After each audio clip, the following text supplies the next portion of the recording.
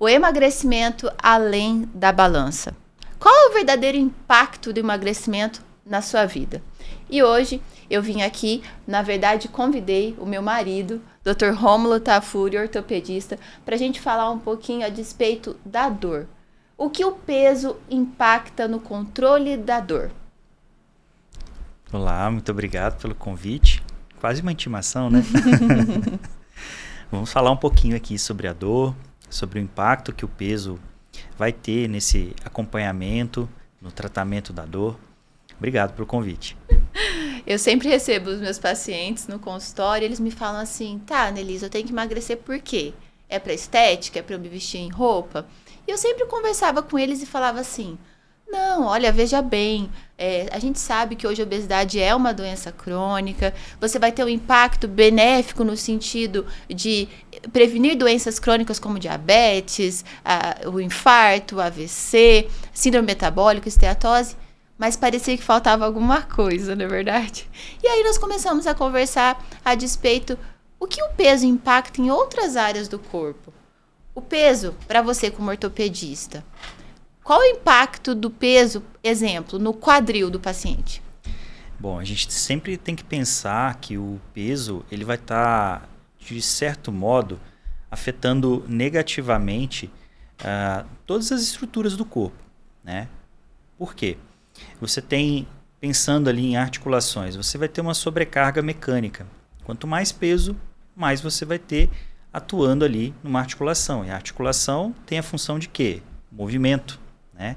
Então, consequentemente, você vai ter um atrito aumentado. Vai predispor o quê? Muito provavelmente uma doença articular degenerativa, chamada artrose, né? Do desgaste. Além de outras estruturas que vão estar ali, fazendo o balanço de força. Os tendões junto aos seus respectivos músculos, né? Os ligamentos, de um modo geral, vão estar atuando também nessa estabilização. E quando você tem um peso acima do que é o ideal para aquela articulação suportar, você vai estar fazendo essa sobrecarga e, consequentemente, gerando problemas para ela, né? A gente entende também que tem outros fatores que vão gerar uma dificuldade a mais ali. Você tem os fatores pró-inflamatórios decorrentes do tecido adiposo, tecido de gordura, que vai estar ali fazendo um processo de desgaste, de perda da qualidade. E, consequentemente, a médio, longo prazo, você vai tendo uma deterioração desse estado. Tem outros fatores que a gente vai falar também, mas se a gente pensar que uma pessoa que tem um peso acima, muitas das vezes não tem uma qualidade física, não tem uma quantidade de atividade física na rotina que seja compatível, a gente vai ter também outros fatores ali associados, né? Mas pensando em quadril, é muito comum a gente ter as inflamações nos tendões, nas bursas, que são estruturas que ficam entre tecidos nobres, músculo, tendão, parte óssea, ajudando a diminuir atrito. E o processo de inflamar as bursas, né, já dando uma pincelada no que é a bursite, né, é justamente o que? Esse tecido ele percebe que está tendo atrito anormal e ele mesmo produz para o interior dele um líquido que vai ajudar a aumentar a distância entre essas estruturas e de proteger, para que você não tenha ali um desgaste além do que já teria em condições normais.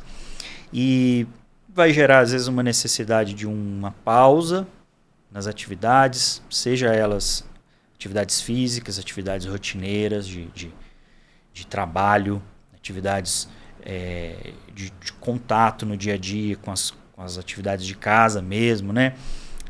Então, você vai ter uma proteção devido a essa dor que você acabou tendo gerado devido ao atrito anormal, ao aumentado. Então, até você diminuir esse líquido que está no interior da bursa, você vai estar se protegendo e, de certa forma, diminuindo a demanda física também. Então, é um processo que você vai depois tendo o quê? Retroalimentação. Faz menos atividade física, tem menos gasto calórico, consequentemente, uma predisposição maior ao acúmulo de peso. Eu acho que, puxando esse tema que você está falando de inflamação, a gente nunca sabe, né, quem veio primeiro. Mas vamos puxar um pouquinho da parte metabólica, né? Às vezes o paciente ele começa a comer mal, ele começa a ficar mais sedentário, ou ele vai ganhando peso, e isso já tem um problema ali na locomoção dele do dia a dia, e aí ele começa a ficar inflamado. E não é incomum, às vezes. O meu paciente, né, endocrinológico, que me procura a despeito, às vezes, de uma alteração ali metabólica, de glicose, de colesterol, e a gente vê os exames, alguns exames específicos de marcadores inflamatórios alterados. E eles me perguntam, mas eu estou inflamado da onde, né? E aí eu te pergunto, esse impacto da inflamação, na verdade, do ponto de vista metabólico, ele também já é uma inflamação articular, ou seja, essa inflamação ali que do ponto de vista metabólico, de interleucinas, citocinas, você acha que ela já vai atuar de maneira inflamatória na articulação, exemplo do quadril também? Acredito que sim. É global. É global. Você não vai entender como sendo um ponto aqui, um ponto ali, que vai estar sendo acometido. Corpo todo, né? E então você tem ali uma articulação que pode estar sendo a da vez que está gerando a dor naquele local, mas você está com a predisposição a ter essa dor, a ter esse acometimento e em todas as articulações. Devido à inflamação sistêmica mesmo, né? Sim. Exemplo, uma doença reumatológica, que é a fibromialgia, o paciente que tem obesidade e que, na verdade, começa ali no início, né, do estilo de vida, sedentarismo, alimentos inflamatórios, como, por exemplo, excesso de açúcar, álcool, isso vai piorar a dor de origem sistêmica, o exemplo da fibromialgia. Então, quando eu começo, né, eu atendo o paciente a primeira vez que deseja emagrecer, eu sempre converso com eles, olha, o impacto do emagrecimento vai muito além só do ponto de vista da glicose, do colesterol. A gente tem outros benefícios. E às vezes eles me falam, Nelisa, agora eu consigo calçar um sapato sem ter dor. E a gente começa a observar isso. E não tem tantos estudos que mostram isso pra gente, mas na nossa realidade a gente vê. E a gente vê também agora com as medicações com potência de emagrecimento, como o Mounjaro, a tirzepatida, a semaglutida, o Ozempic, como melhora a dor articular desse paciente, a locomoção de maneira geral. E pensando nisso, né, a gente foi trabalhando, eu e você juntos, para melhorar essa inflamação sistêmica do paciente, para a gente conseguir com que ele fique com menos dor. E se for o caso, uma cirurgia, exemplo, uma prótese de quadril, ele está mais preparado e menos inflamado para o intraoperatório e para o pós-operatório, não é verdade? Isso está sendo uma experiência muito legal, minha e sua. Os pacientes estão recuperando mais rápido, fisioterapia mais rápida, recuperação mais rápida, cicatrização mais rápida. E eu quero que você fale para mim, e na verdade para quem está escutando a gente, do ponto de vista da ortopedia, como que você percebe que essa melhora da inflamação, mas também o emagrecimento, já na técnica cirúrgica que você faz? A gente tem os casos da prótese de quadril que são decorrentes das fraturas. Na fratura não tem muito o que a gente fazer. O ideal é nas primeiras 24, 48 horas você já fazer a cirurgia para prótese de quadril, quando a prótese de quadril é indicada, né? Tem outras formas de tratamento de uma fratura de colo de fêmur, por exemplo, tá? Mas assim, a gente pensando no paciente que está com uma doença articular degenerativa, a artrose, esse paciente ele tem várias situações que elas precisam ser abordadas e hoje a gente tem feito esse trabalho de preparar o paciente para estar no melhor momento possível para uma cirurgia. A cirurgia é um estresse. E é uma cirurgia grande, né? O quadril é uma cirurgia grande. A gente entende que o preparo faz toda a diferença. Faz toda a diferença. E a gente tem notado isso. O paciente chega melhor. Os nossos amigos anestesistas ou anestesiologistas ficam muito mais contentes de receber um paciente bem preparado. A gente percebe como é mais tranquilo o chegar do paciente no centro cirúrgico, sendo recebido pelo anestesista, a condição melhor do paciente para ser submetido à anestesia, toda a condução de uso cada vez menor de medicações durante o procedimento cirúrgico e, consequentemente, para a gente, o paciente ali mais bem preparado para a cirurgia, a gente tem uma chance muito maior de uma reabilitação mais rápida. Falando em reabilitação, né, muito engraçado. Claro que eu, como endocrinologista, né, mas acompanhei muito tempo paciente em CTI, a gente falava em prótese de quadril, cirurgia de quadril, paciente andando daqui 7 dias, né? E quando eu comecei a acompanhar a cirurgia sua, a prótese de quadril, técnica de biquíni, né, de acesso anterior, e vendo o paciente andar no mesmo dia, eu ficava, mas como que pode isso, né? E o legal é o que você está falando, que realmente o paciente ele precisa de menos medicação já ali no momento pós-operatório, não precisa daquelas medicações fortes para dor, ele já consegue se locomover. E você acha que isso vem da onde? Qual que é o diferencial para o paciente ter essa reabilitação precoce já ali no intraoperatório, pós-operatório imediato? Tem muitas coisas aqui que a gente vai poder falar, né? Mas assim, as idas dos meus pacientes em pós-operatório para o CTI estão cada vez mais escassas. Está cada vez mais raro a chegada do meu paciente ao CTI. Por quê? Ele chega muito bem preparado para a cirurgia. Então a condição clínica dele permite com que, mesmo ele mais idoso, 70, 80 anos, ele tenha uma condição melhor para conseguir essa reabilitação o quanto antes e não ter a necessidade de passar por um CTI por um melhor manejo clínico. E a gente sabe que quanto mais tempo o paciente fica no hospital, maior a chance de alguma complicação. A gente não quer que o paciente fique no hospital, a gente quer que o paciente fique na casa dele, que se reabilite na casa dele. Mas falando da técnica do acesso anterior direto, né, a gente faz pela via de biquíni, que tem uma cicatrização que é ótima. Claro que nunca que a gente vai abordar pensando na parte estética, né?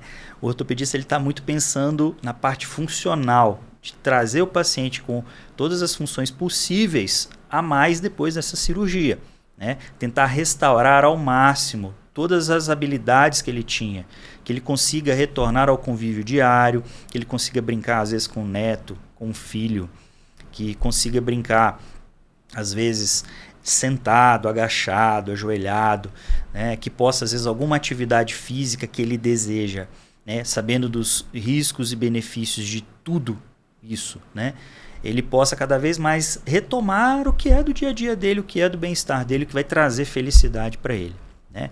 Então, o acesso anterior direto, né, a via de biquíni, ele facilita muito para a gente uma reabilitação precoce. Então, assim, 6 horas depois da cirurgia, o paciente já de pé, dando os primeiros passos. Antes eram semanas. O paciente chegando para mim perguntando se iria ficar de cadeira de rodas. Por quanto tempo? Eu falei, mas por que vai ficar de cadeira de rodas? Não, porque meu marido, o meu pai, a minha mãe ficou de cadeira de rodas, acamado, durante um período longo.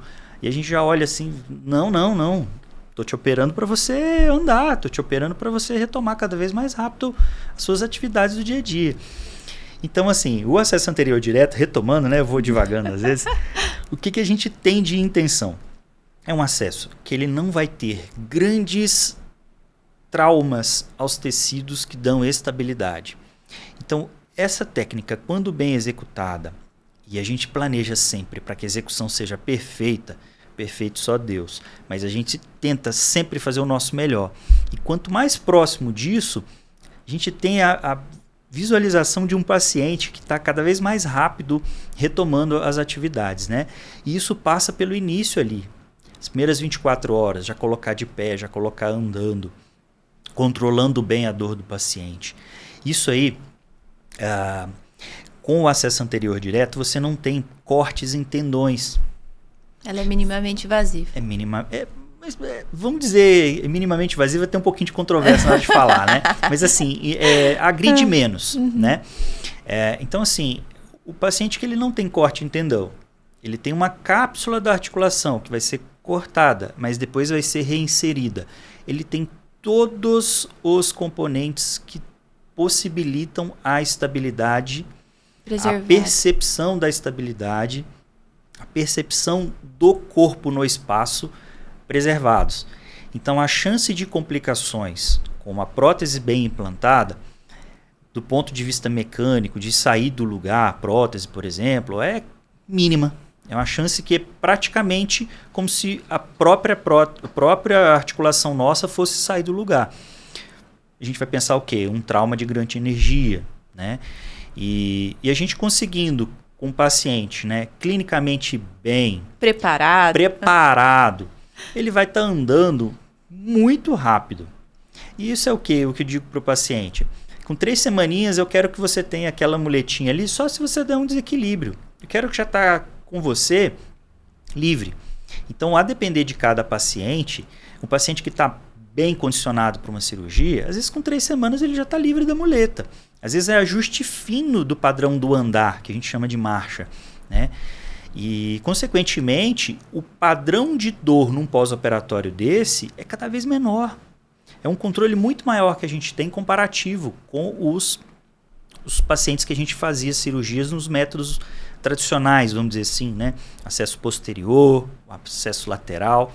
Então a gente vê uma vantagem muito grande, tanto para a reabilitação precoce, somada a um controle de dor muito mais efetivo. E eles normalmente vão embora do hospital em quanto tempo? No máximo em 24 horas eu quero que o paciente já esteja em casa. Isso é muito legal, porque depois que o Rômulo começou, né, a fazer essa técnica, ele ia, por exemplo, uma quinta-feira operar, na sexta, onde você está indo? Tô indo dar alta pro paciente. Eu falei, alta? Mas uma prótese de quadril foi colocada ontem, né? Então, isso até para mim como médica foi uma coisa assim que eu acompanhei, foi muito legal ver.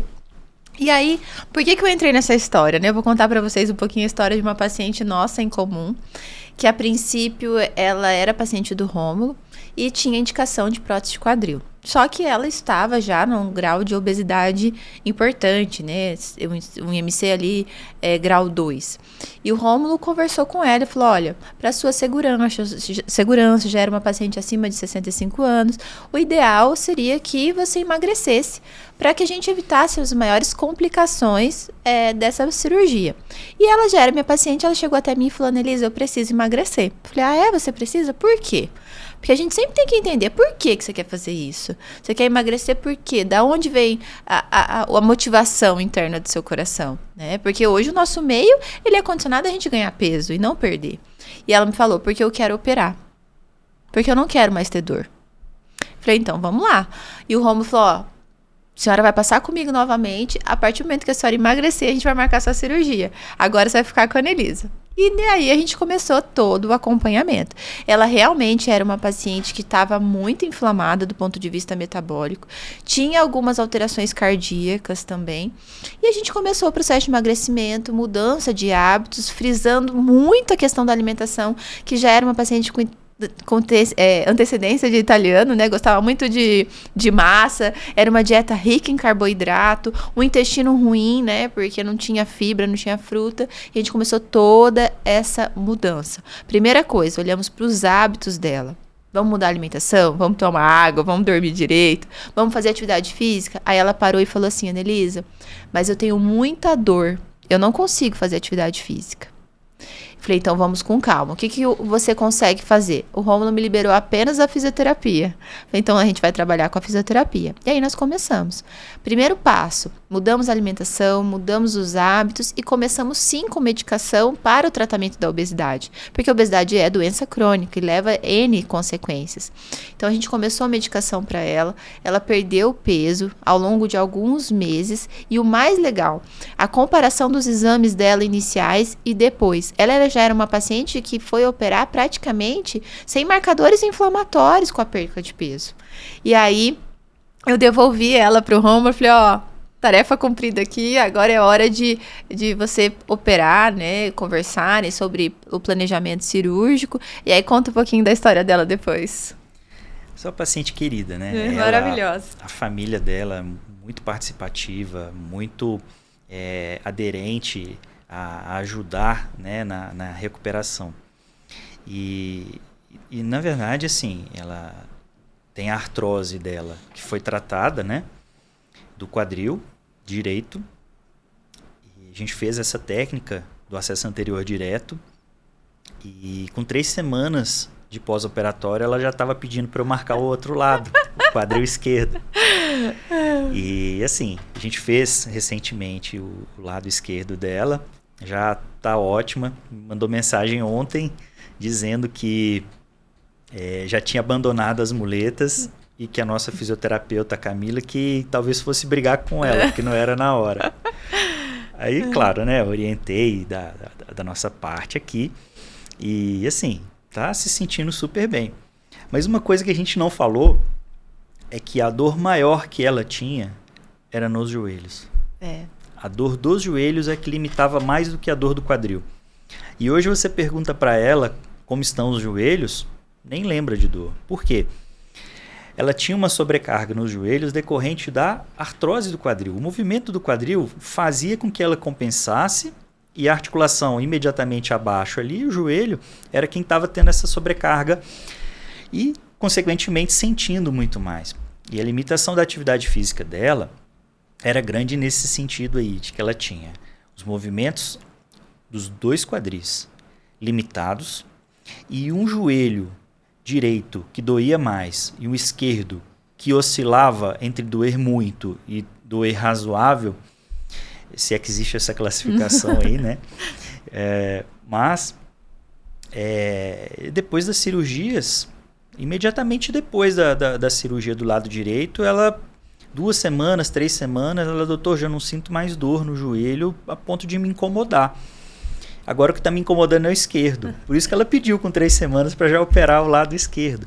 E, assim, muito gostoso da confiança, né, do trabalho nosso. E já, assim, com 3 semanas não sabe nem como vai ser direito a evolução, mas já, poxa, com 3 semanas eu imaginei que eu ia estar de um jeito, já estou desse jeito e vou fazer o outro lado, vamos marcar. Quanto antes eu sair dessa dor aqui, né? Quanto antes eu sair dessa dor, já vai estar melhor para mim aqui. Então agora eu te pergunto, a dor é culpa do peso? Depende, né? Depende. As duas coisas podem estar interligadas, né? Um excesso de peso gerando todo esse descompasso metabólico e gerando um processo de dor, gerando uma dificuldade de fazer exercício e, consequentemente, um ganho de peso constante ou uma dificuldade adicional de perda de peso, né? E você pode ter o outro lado também, né? Que é a dor gerando uma dificuldade para fazer uma atividade e tendo sido o gatilho inicial ali, né? E, consequentemente, o ganho de peso ali. Quando a gente fala de dor é algo subjetivo. O que é isso? Cada pessoa interpreta de uma forma a dor. Se eu dou um beliscão na mesma região do corpo da pessoa A e da pessoa B, a depender da percepção dessa pessoa, do momento de vida, das experiências que ela teve, da condição clínica dela, se ela é uma pessoa mais responsiva a uma dor ou menos responsiva a uma dor, esse estímulo de dor vai ser percebido de uma forma diferente por cada uma dessas pessoas. Uma pode nem ligar e a outra urrar de dor. Isso é algo que, como eu disse, é subjetivo, né, de cada um. Então, esses fatores ali podem colaborar também, né? A gente tem a parte psíquica, né, o momento de vida da pessoa que podem estar interferindo, mas também tem essa parte metabólica, né, a percepção de um estímulo numa pele já um pouco mais lesada, mais sofrida, mais inflamada, pode piorar a dor, né? E então a gente precisa de várias maneiras de entender e atuar para tratar essa dor. Na verdade, até o sono, né? Quando a gente não tem uma boa noite de sono, o limiar de dor no outro dia, ele é muito maior. Então, isso eu tento trazer muito para o meu tratamento dos pacientes, não só de emagrecimento, de obesidade, mas de todas as doenças crônicas. Se a gente não olhar para o estilo de vida, como você está dormindo, como está o estresse, você gerencia o seu estresse, você tem um momento para você?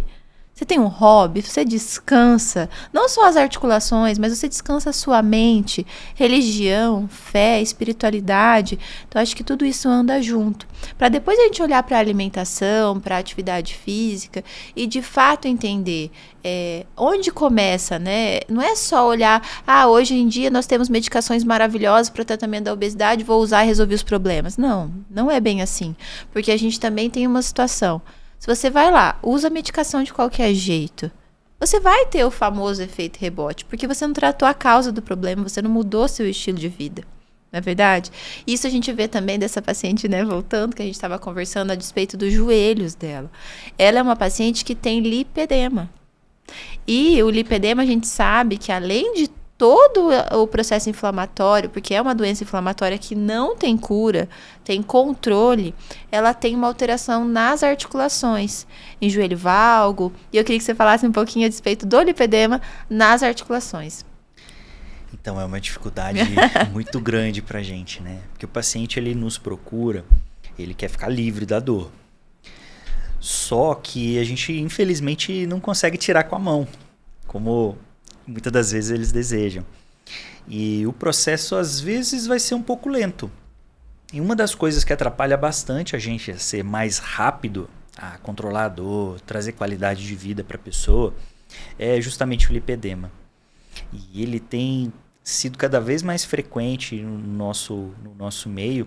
Mais falado também, né? Uma doença que a minha mãe tem, a minha avó tem, mas ninguém nunca falou, né? É negligenciado, talvez até pelo desconhecimento, né? Exato. E eu acho que você fala melhor sobre isso. Então vamos lá, hoje o lipedema está em alta, né? Hoje a gente tem a informação aí a nosso favor, mas também a gente tem que tomar alguns cuidados. Não é todo mundo que tem lipedema. O que é o lipedema? Lipedema é uma doença inflamatória crônica que não tem cura, tem controle. E que ela vai piorar na mulher, principalmente, nas fases de alteração hormonal. Principalmente na puberdade, nas gestações e sim na menopausa. As oscilações do climatério, da perimenopausa vão piorar o lipedema. E o que é piorar? Não é só a espessura daquela pele, é a dor. A gente tem dor, bate, qualquer batidinha fica aqueles roxos. Ou às vezes a paciente fala pra mim, Adelisa, bati, mas não vi. Fiquei roxa.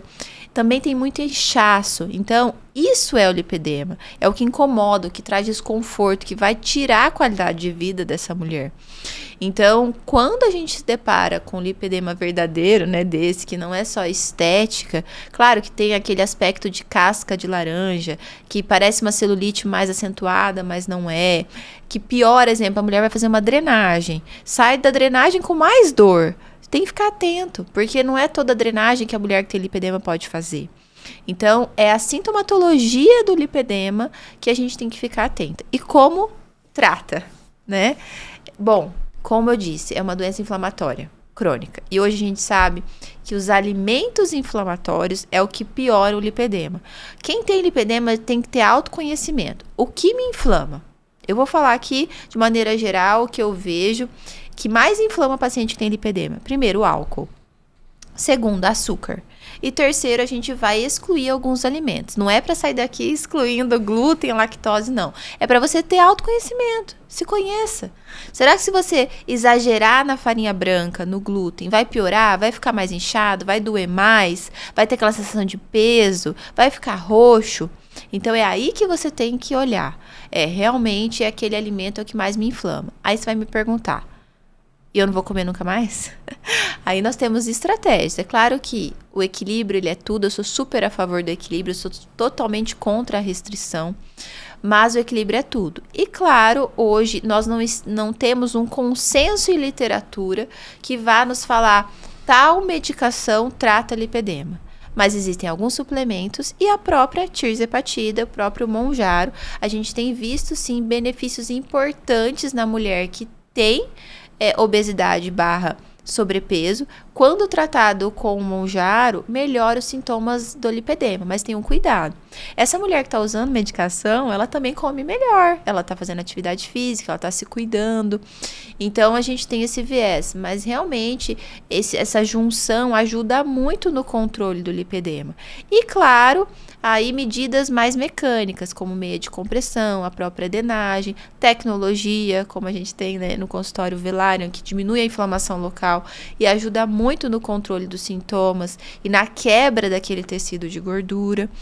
E as alterações articulares, o que a gente vê? Eu tenho uma paciente, por exemplo, que ela estava fazendo serviço de casa, estava lavando louça, na verdade, e ela virou o joelho. E ela fez uma lesão de menisco com esse movimento de virar o joelho. Claro que já era uma articulação já com lesão prévia, mas ela teve essa lesão aguda com um movimento simples. E aí ela veio e me trouxe. Eu falei, e você já teve outras lesões dessa? E ela me disse que sim, já tinha tido outras. E essa paciente tem uma frouxidão ligamentar bem importante. Então, o lipedema, ele pode ser um fator de risco para essas lesões ligamentares, eu percebo isso. E aí, a gente conversando, essa paciente em específica que teve essa lesão, ela está em qual fase de vida? Climatério. Então, o que a gente fez? Tratou tudo isso e agora iniciamos a terapia de reposição hormonal para ela. E eu te pergunto do ponto de vista da ortopedia. Claro, tudo que é anti-inflamatório, os protocolos de medicações anti-inflamatórias, a alimentação, sono de qualidade. Você acha que existe algum suplemento que vai ajudar na saúde articular dessa paciente que tem lipedema? Para todas as articulações, né, a gente sempre quer protegê-las. E para isso a gente sempre orienta controle de peso, atividade física. Então, um ganho de massa muscular e o controle de peso são essenciais. Uma musculatura que tem um tônus maior ao redor dessa articulação vai proteger muito mais essa articulação. E a gente percebe, né, falando da mulher no climatério, que há uma dificuldade adicional de ganho de massa muscular. Vai perdendo cada vez mais rápido, se comparar um homem com uma mulher. E falar de frouxidão ligamentar, do ligamento que ele consegue ser mais elástico, há essa tendência na mulher. Então, mesmo as atividades realizadas, homem e mulher, por exemplo, prática do futebol, você vai ter na mulher o maior número de lesões do mesmo ligamento comparado com o homem. Por quê? Da lacidão ligamentar. Participação hormonal ali gera um ligamento com mais predisposição a ser mais elástico e, consequentemente, a mulher vai ter os movimentos bruscos ali com a chance maior de uma ruptura. E se a gente for entender também que, na maioria das vezes, na mesma prática esportiva, a tendência é de que um homem tenha mais musculatura do que uma mulher nessa região. Então, uma predisposição maior de uma proteção no homem comparado com a mulher. Então, para todos os pacientes, não tem muito como fugir. Atividade física até o resto da vida. E nessa fase da menopausa, você acha que seria importante, claro, prevenção sempre, fazer, né, desde de jovem, mas nessa fase da menopausa da mulher, você acha que a atividade física ela é ainda mais importante? Seria uma atividade física de força, ou próprio pilates? O que você acha que ajudaria ela? Não são excludentes, né? Acho que ajudaria muito uma atividade de fortalecimento muscular direcionado, né? Mas claro que a parte de alongamento, mobilidade vai ajudar muito. E a gente tem que pensar também numa prevenção ali de uma osteoporose, né? Então, uma atividade com impacto ali, uma caminhada, ou se a pessoa tiver uma condição física, né, melhor, já possa fazer às vezes uma corrida, né, se é do agrado, mas sempre entendendo se às vezes essa corrida não é o momento inadequado para iniciar, né? Por quê? Se às vezes não está com uma articulação bem preparada para o exercício físico, você vai gerar um movimento que é suprafisiológico ali. Então, você vai estar além do que a pessoa também já está habituada a fazer, né? Então, tem que entender qual é a atividade física, é o melhor momento para o paciente. Mas eu repito, sempre o paciente tem que ter uma atividade física, seja ela qual for.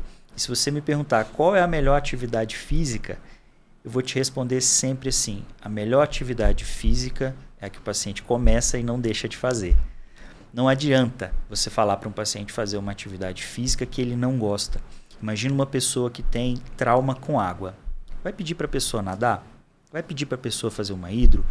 A pessoa não vai. Talvez por respeito ao médico, por consideração ao médico, vá 1, 2, 3 vezes, 4, mas já vai contrariado. Aí você imagina uma pessoa com esse tipo de situação.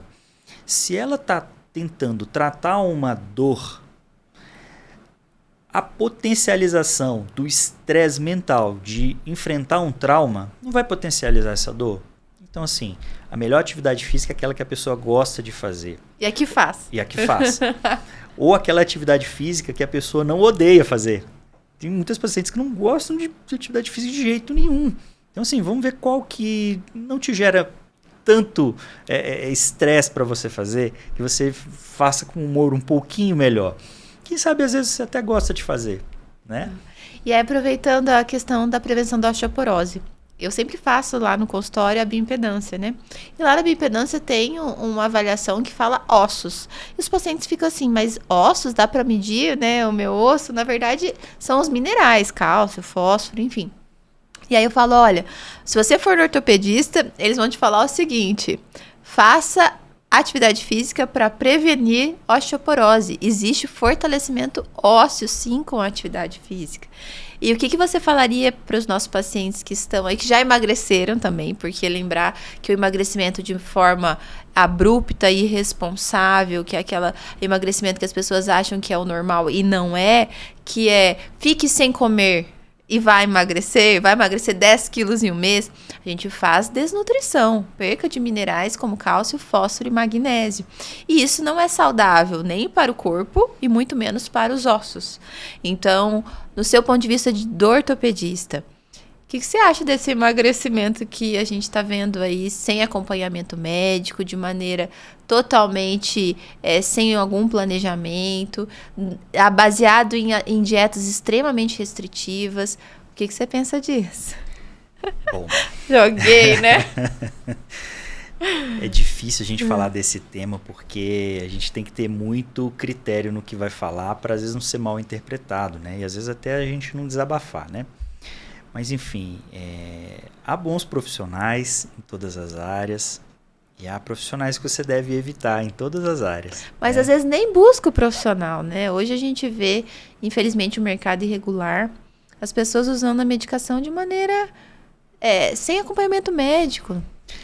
Famosa de orelhada, né? Exatamente. Alguém, sabe que o galo cantou, mas não sabe onde. Começa com tanta dose, mas peraí, da onde, né? Exatamente. Será que eu vou ter algum efeito que não deveria ocorrer se eu tivesse evitado, ou tivesse usado uma dose menor? Ou será que de fato esse medicamento é para você? Será que não é outro? Será até que não é o mais barato que você vai usar? Então, um profissional sério, trabalha com a verdade, com a ciência ao seu lado, ele vai sempre tentar buscar para você o melhor tratamento disponível, mas sempre pensando no custo-benefício. E sempre olhando, claro, os efeitos colaterais, as necessidades de se evitar determinado medicamento por X, Y, Z fator. Então, assim, o que eu aconselharia para essas pessoas, né? Porque se não estão procurando nenhum médico, é que não são pacientes ainda, né? Mas para essas pessoas é que ter um médico de confiança faz toda a diferença na vida. Um médico ou uma médica, né?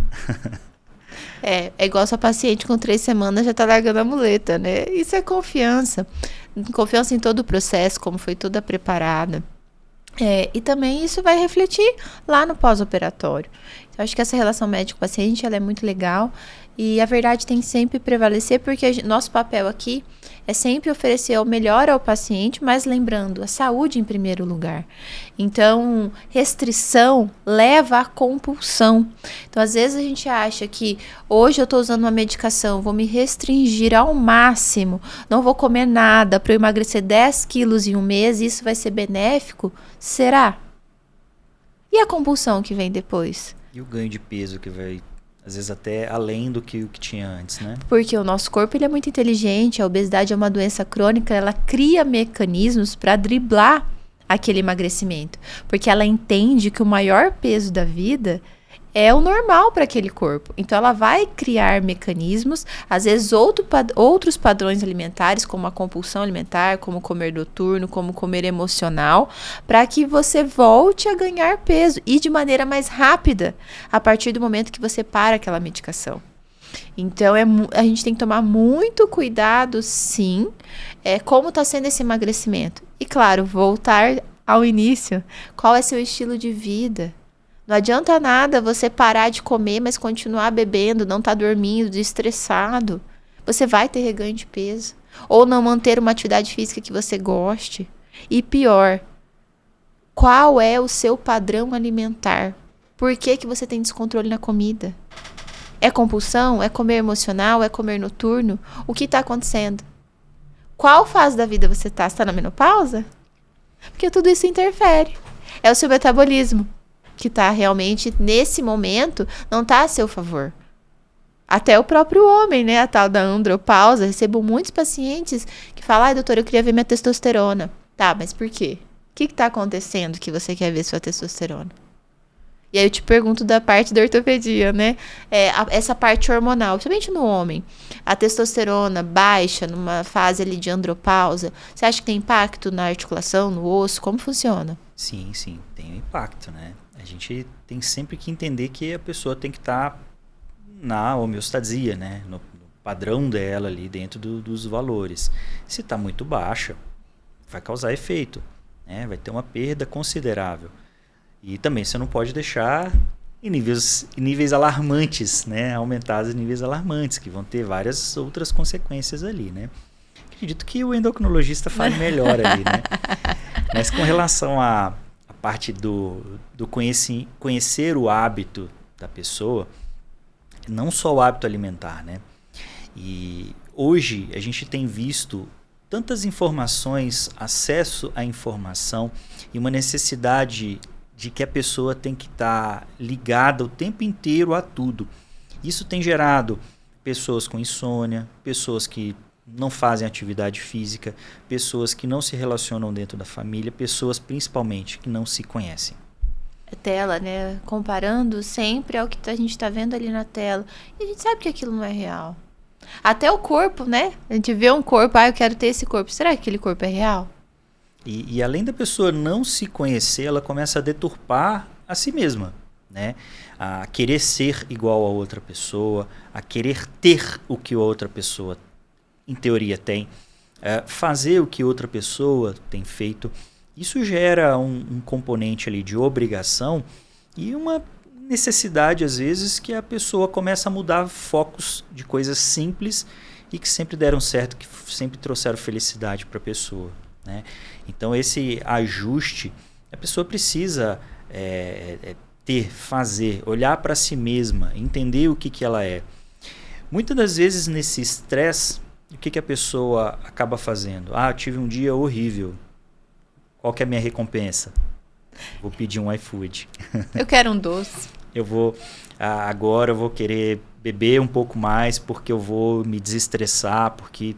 Então, assim, são cenários que sempre são maléficos para a saúde e que são entendidos como uma recompensa, mas na verdade não é uma recompensa. Isso a gente tem que ficar bem atento, porque realmente, eu cheguei em casa, agora eu mereço comer um docinho. Ou realmente naquele momento desconta todas as suas emoções, frustrações, alegrias, comemorações na comida. Mas uma coisa que eu tenho percebido bastante é que além da compulsão alimentar, vem acompanhado de outra compulsão. Pode ser por jogos, que a gente tem visto bastante, pode ser por compras, pode ser por sexo. E isso ficou muito claro na era da tirzepatida, porque ela tem uma molécula chamada GIP, que ela atua a nível do sistema nervoso central e ela atua no controle dessas compulsões. Então, o paciente que ele está emagrecendo, com acompanhamento médico, bem orientado, a gente percebe não só uma melhora da compulsão alimentar, mas as demais compulsões que ele também sofria. Então, isso tem que ser chamado a atenção para o profissional no momento de conhecer esse paciente. Qual é a dor? Às vezes a dor não é só descontar as emoções na comida, existem outras dores. Se você não olhar para a pessoa como um todo, você não vai conseguir tratar uma doença crônica tão triste como a obesidade. É preciso esse olhar global. Por isso que eu e o Rômulo, né, a gente escolheu trabalhar junto, preparando esse paciente que vai passar por uma cirurgia enorme, um estresse. Na verdade, ele chega já com muitas inseguranças, porque até para mim, como médica, né, que trabalhei muito tempo em CTI, eu via cirurgias de quadril, umas cirurgias enormes, onde esses pacientes ficavam muito tempo na UTI, tinham altos riscos, altos índices de complicação. Então ele já chega para você muito inseguro de como vai ser. Nossa, mas eu vou fazer uma cirurgia dessa, quanto tempo eu vou ficar sem trabalhar? Quanto tempo eu vou ficar sem colocar um sapato? Vou precisar de ajuda das pessoas. Então, preparar esse paciente desde o início, não só na saúde física, na saúde mental, ela é muito importante para que a gente veja, né, como a gente vê os pacientes dançando aí depois de 3 meses da cirurgia. Então, esse olhar como um todo, para cada pessoa, é o que eu acredito que faz toda a diferença. E por isso tem dado tão certo a nossa parceria, né? Preparando esse paciente no pré-operatório. E eu queria que você contasse um pouquinho pro pessoal como que a gente prepara. Como que é desde o início que o paciente chega até você, até o momento que, de fato, ele vai para casa com a Camila, nossa fisioterapeuta. Como que é isso? Então, o paciente sempre nos procura com uma queixa de dor e uma limitação de movimento. Às vezes o paciente pode até nem ter percebido ali aquela limitação de movimento, porque é uma coisa tão habitual dele ali, que às vezes ele não reclama da dor, mas aí você vai comparar um lado que está saudável com o outro que está com o problema da artrose, ele já começa a perceber, nossa doutor, mas eu não tenho esse movimento mesmo, né? E esse movimento, ele vem acompanhado de uma diminuição da função das estruturas que estão ao redor da articulação, os músculos, os tendões, que às vezes eles já estão um pouco doentes também, né? A mobilidade gerando uma musculatura que não permite a amplitude total do movimento, porque ela já diminuiu de tamanho, porque ela não é usada no amplo do movimento, né? E as compensações que são, às vezes, decorrentes, né, de coluna lombar, às vezes a parte do joelho, que a gente já tratou aqui, né? Então, o paciente ele chega, às vezes, com outros sintomas, mas você descobre que o problema que vai gerar tudo isso, a causa, está lá no quadril. Então, essa primeira avaliação, a gente sempre propõe para os pacientes as atividades e as terapias que são as menos invasivas, que você vai invadir menos o paciente. Aí tem a mudança de estilo de vida, né, que a gente já tratou sobre a questão de alimentação, questão da atividade física. Se o paciente consegue fazer atividade física, qual ele consegue fazer, né? Às vezes ele tem algum outro problema que a gente tem que tratar de forma individualizada a cada situação, né? As medicações que a gente pode usar, tanto de tomar e num segundo momento, às vezes as injetáveis, a gente tem as possibilidades dos bloqueios de nervo, né? Mas tudo isso é o que? É individualizado. Vamos tentar entender o que o paciente precisa, o que é o melhor para ele. Com isso, o paciente chega no momento que ele fala, doutor, já tentei esses tratamentos aqui, ou já venho tentando esse tratamento com outros médicos, ou há alguns anos, não estou tendo retorno, não estou me sentindo bem. O paciente decidiu que não está legal para a vida dele, está impactando a qualidade de vida, não está possibilitando que ele tenha saúde. Vamos decidir em conjunto pela realização da artroplastia total de quadril, a prótese de quadril. A partir desse momento, entra toda a nossa equipe avaliando a parte clínica metabológica contigo. A gente tem a avaliação cardiológica, com a doutora Renata. A gente tem uma avaliação já anterior com a Camila, nossa fisioterapeuta, que vai avaliar a parte de força, mobilidade, já vai iniciar alguns ajustes para melhorar a qualidade da musculatura do paciente, enquanto ele aguarda até a cirurgia. A gente tem a nossa enfermeira, que é a Pietra, que já vai estar em contato constante, ajustando determinadas demandas, né? Acompanhando os exames que foram solicitados, retirando dúvidas, e o paciente em contato constante comigo. O que eu gosto disso aí? É que a partir do momento que o paciente define que vai fazer a cirurgia, ele já pega o meu contato pessoal. Então, dúvidas de ordem médica já vão ficar comigo e eu já vou tirando as dúvidas de ordem médica. Isso facilita demais o paciente a ter a confiança em quem que está quem vai conduzir ele ao longo, né, de todo o processo. Então, o paciente ele já chega ali para uma cirurgia sem dúvidas ou com seguro, poucas dúvidas, seguro, com a família sabendo quem é o médico que está conduzindo. E eu sempre deixo também um familiar só ter o meu contato e conversar comigo, para não ter aquelas de telefone sem fio. Por quê? Se você fala com um paciente e com um familiar, são duas pessoas recebendo uma informação. O paciente, às vezes ele está com todo aquele estresse do ato cirúrgico, do como vai ser depois da cirurgia, aquelas inseguranças que são comuns e normais de todo paciente. Então, O familiar, ele sempre é aquele que vai estar ali como um ponto de apoio. Então, eu tenho 2 pessoas ali que vão ter as informações de mim. E essa pessoa centraliza e passa para a família, para não ter discordância de informações, às vezes gerar até briga dentro de casa, né? Então, a gente tenta evitar até as brigas dentro de casa. E no dia da cirurgia, o paciente ele já sabe o que vai acontecer, como vai acontecer, e tudo saindo dentro do que é previsto, e que a gente sempre torce e faz o máximo possível para que isso ocorra, ele já vai sair ali do quarto, do centro cirúrgico, já vai para o quarto. Do quarto ele vai ter, espero que, uma noite apenas ali no hospital. No dia seguinte, já passo visita, já avalio como está, já coloco mais uma vez para andar.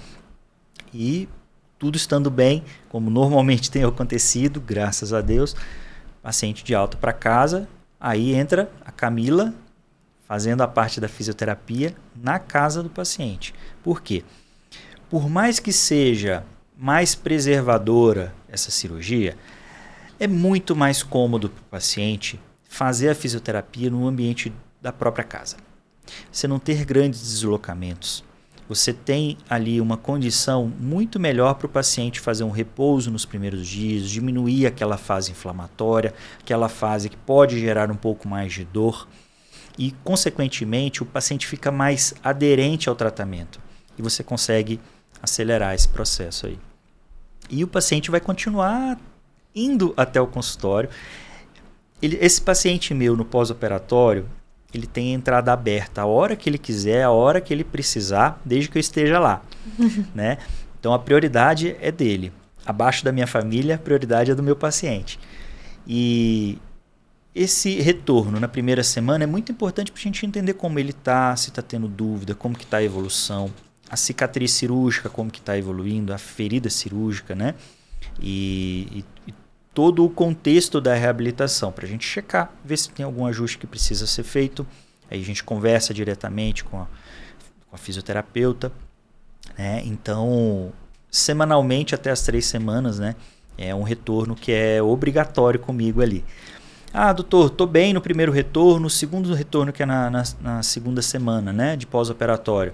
Dá para a gente fazer por videochamada? Vamos fazer por videochamada, está tudo indo bem. O paciente ele está em conversa comigo no meu WhatsApp particular todo dia praticamente. Então eu fico incomodando o meu paciente. Todo dia eu mando mensagem para saber se está bem. Graças a Deus, a maioria das vezes sempre são mensagens positivas de ótima recuperação.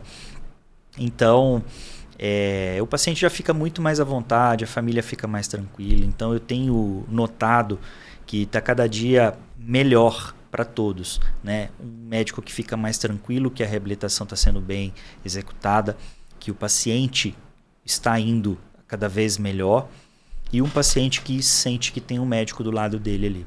Pode ser chamado de seu, né? Exatamente. Então é isso. Para quem achou que ortopedia e endocrinologia não tinha nada a ver, né? Tem tudo Rendeu, foi muito bate-papo, tem muita coisa legal pra gente falar. A respeito da dor, né? Dor é culpa do peso ou vice-versa? Então a gente vê que realmente andam juntos. Todo paciente que perder peso, ele vai ter seu benefício na questão da dor. É o que eu sempre digo. Imagina 5 quilos, ou seja, um saco de arroz a menos no seu joelho, a menos na sua coluna. Então, tem, sim, o benefício. E o emagrecimento vai muito além. Então, hoje, falamos aqui a ortopedia, a endocrinologia, a despeito de dor e emagrecimento. E espero que nos próximos podcasts falaremos mais sobre outros temas e entender que o paciente, você é um só, e o tratamento começa muito no início, não só olhando na consequência, mas sim na causa de todo o problema, na causa daquela dor. Então, o segredo do tratamento da doença crônica é olhar o paciente como um todo. Sim, sim. E o ortopedista ele sempre vai pensar na parte de cirurgia, né? Então, assim, um paciente que já está com um peso mais controlado, é muito mais fácil você conduzir uma cirurgia, seja no antes, no durante. Imagina a camada de gordura que vai estar ali. Então, o acesso fica muito mais fácil até a articulação que você vai tratar, né? E o pós-operatório, imagina você tentando se reabilitar de uma cirurgia que é grande, né? Com um peso além do que era o necessário ali para você. Então, assim, não vou carregar esse saco de 5 quilos de arroz desnecessariamente no meu pós-operatório. Então, vamos tentar ajustar antes da cirurgia, que eu não tenho esse peso a mais, né? Mas foi ótimo o bate-papo. Espero ser convidado ou intimado mais vezes a estar contigo nessa conversa. E estou à disposição para esse novo encontro. E para os pacientes que precisarem de algum apoio, contem conosco, né, na condução aí da sua articulação saudável, na sua qualidade de vida, nesse peso controlado e nessa melhora de um modo geral aí. E na redução da inflamação de maneira sistêmica. Perfeito. Muito obrigada. Agora vamos voltar para nossas pequenas. Vamos lá. E até logo, pessoal. Obrigadão. Obrigado.